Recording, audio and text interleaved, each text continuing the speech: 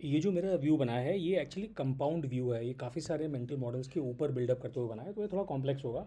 मैं इसको रखूँगा छोटा ही, लेकिन सोचने वाले को थोड़ा सा रिवाइंड करके पॉज करके सोचना पड़ेगा। सबसे पहला मेरा मेंटल मॉडल में बेसिक डॉट्स क्या हैं। सबसे पहला बेसिक डॉट ये है कि हर एक रेस जो नेचर ने बनाई है वो अलग बनाई है, उसकी अलग स्ट्रेंथ्स और वीकनेसेस हैं। तो उस हिसाब से मुझे लगता है कि इंडियन, पहली बात तो इंडिया बहुत डाइवर्स है, इसमें अलग अलग रेसेस हैं, उनकी अलग अलग स्ट्रेंथ्स एंड वीकनेसेस हैं।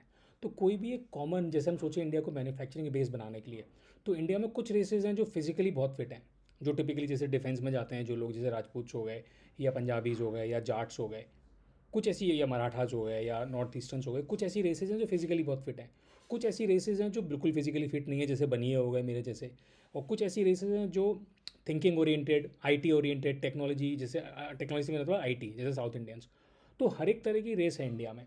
तो कोई भी एक अप्रोच मास एम्प्लॉयमेंट की, जैसे इंडिया को एक सर्विसेज बेस बनाया जाए या फिर एक मैन्युफैक्चरिंग हब बनाया जाए, वो नहीं चलेगा। चाइना में मोर और लेस होमोजेनस है, राइट। इवन जापान में इतनी डाइवर्सिटी कहीं भी नहीं है, ये बात सही तय है, राइट। तो उनके लिए चाइना ने अपने आप को एक ऐसा सेंटर फॉर मैन्युफैक्चरिंग बना लिया, हब, क्योंकि वहाँ पर इतना ज़्यादा सप्लाई पूल था, तो वो चल जाएगा। और ग्लोबलाइज दुनिया में बड़ा सप्लाई पूल चाहिए, क्योंकि डिमांड पूल भी बड़ा होता है, क्योंकि दुनिया भर में चाइना का माल डिमांड करे जा रहा है। लेकिन इंडिया में क्या होगा कि इंडिया में सप्लाई पूल्स में डाइवर्सिटी है। कोई बंदा टेक में, आईटी में अच्छा होगा, कोई बंदा मैन्युफैक्चरिंग में अच्छा होगा, कोई बंदा डिफेंस में अच्छा होगा, कोई स्पोर्ट्स में अच्छा होगा, गुज्जूज ऑन्टरप्रेन्योरशिप में अच्छे होंगे, कुछ लोग इंटेलेक्चुअल फील्ड्स में, बंगालीज अच्छे होंगे, राइट। तो ऐसे सोचने से लग रहा है कि अलग अलग तरह के फूल खिलाए हैं भगवान ने हमारे गुलशन में। तो जो स्ट्रैटेजी इंडिया के लिए होनी चाहिए, अगर कोई भी लीडर अगर ऐसे सोच रहा है कि इंडिया को मैन्युफैक्चरिंग बेस बनाना है, तो वो बिल्कुल बकवास स्ट्रैटेजी हो जाएगी। हमको ये सोचना पड़ेगा कि हमारे पास नीश सप्लाई पूल्स हैं, और नीश सप्लाई पूल्स के हिसाब से हमें अपनी स्ट्रैटेजी बनानी है। हमें अलग अलग, जहाँ जहाँ जो फूल खिल रहा है, हमें उस हिसाब से खाद और पेस्टिसाइड्स और एनवायरनमेंट देना है, ताकि वहाँ पर वो चीज़ फ्लरिश करे।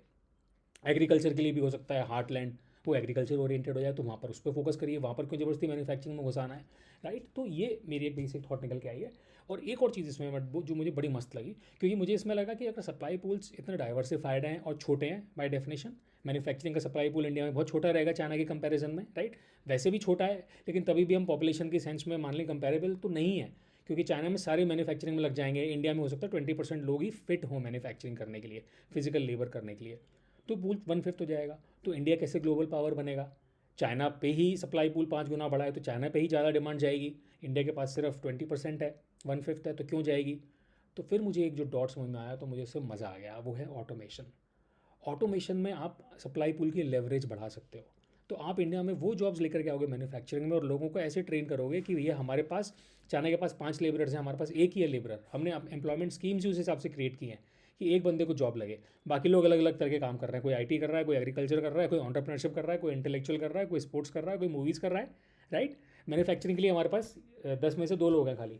और हमने इन लोगों को ऐसी फैक्ट्री सेटअप करी है, इस तरह से एजुकेट किया है कि ये इनके पास ऑपरेशनल लेवरेज है, यानी कि हमारी फैक्ट्रीज ऑटोमेटेड है।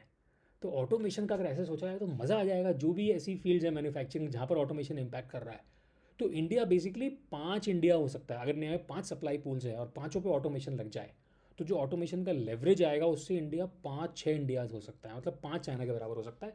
बस इतना पॉइंट है, ये थोड़ा डीप पॉइंट है, इसको थोड़ा सोचना पड़ेगा जो भी सुन रहा है। Thank you.